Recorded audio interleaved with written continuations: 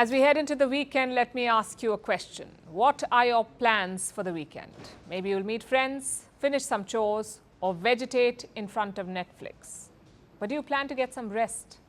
How will you recharge your mental batteries? Will you spend time alone with your thoughts? That last bit may sound creepy, lonely, even scary. But this weekend, we want you to give it a shot.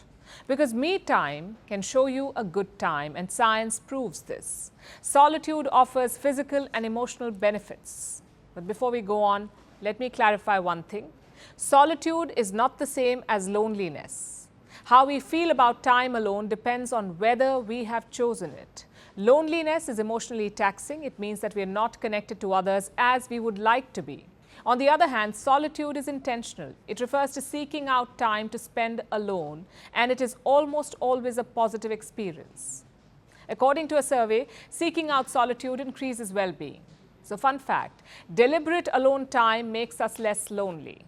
Me time often leaves us feeling restored and refreshed. It reduces stress and regulates mood. It increases creativity, cognitive skills, and productivity. Research proves all of this. And many greats would agree.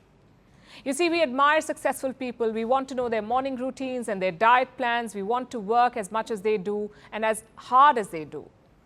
But amid all this, we forget to ask, how do they recuperate? For many, the answer has always been alone time. Take Albert Einstein, for example. Apparently, he loved to sail. Some of his best ideas came to him when he was sailing alone and enjoying his me time. Apple founder Steve Jobs had a similar routine. He was known to take long stretches of alone time. That's when he came up with divergent ideas. Bill Gates, I'm sure, can relate. As the boss of Microsoft, twice a year, he took 1 week and escaped to a forest cabin. Apparently, he still does it regularly. Bill Gates calls it his Think Week, where he reads books, papers, drinks a lot of Diet Coke, and does a lot of thinking, which usually leads to big ideas. Like the launch of Internet Explorer in 1995.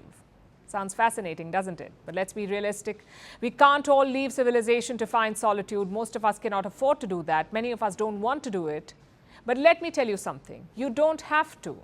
You can still find alone time. Experts say what you have to do is take your solitude pulse. If you find yourself getting depleted, ask yourself, can you benefit from stepping away? How much time do you need? How do you want to spend that time? You can find solitude anywhere. You can go for a swim or read a book. There is no right or wrong here, except spending time alone with screens. That won't work because that does more harm than good. And there is no standard amount of time that people should be alone either. On average, people who spend more than 75% of their time alone feel lonely. People who spend less than 25% of their time alone also feel lonely. So the key is to stay away from extremes and find your sweet spot. Humans need a balance of going solo and being social. After all, humans are social creatures. We benefit from interacting with others, which is part of the reason why solitude gets a bad rep. Too chatty in school? Sit alone in a corner. Have no friends? Eat lunch alone. Alone time is often equated with suffering. It is used as a punishment. But it is time to break that cycle. Much like sociability, solitude can be a choice. We say, choose wisely. South Africa's May 29th elections. It was the start of change in the country. We are on the verge of history.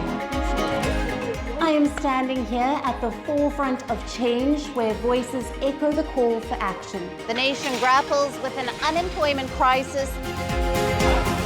As South Africans prepare to cast their votes, the question looms, will the winds of change usher in a new era, or will the legacy of the past maintain its grip on the future?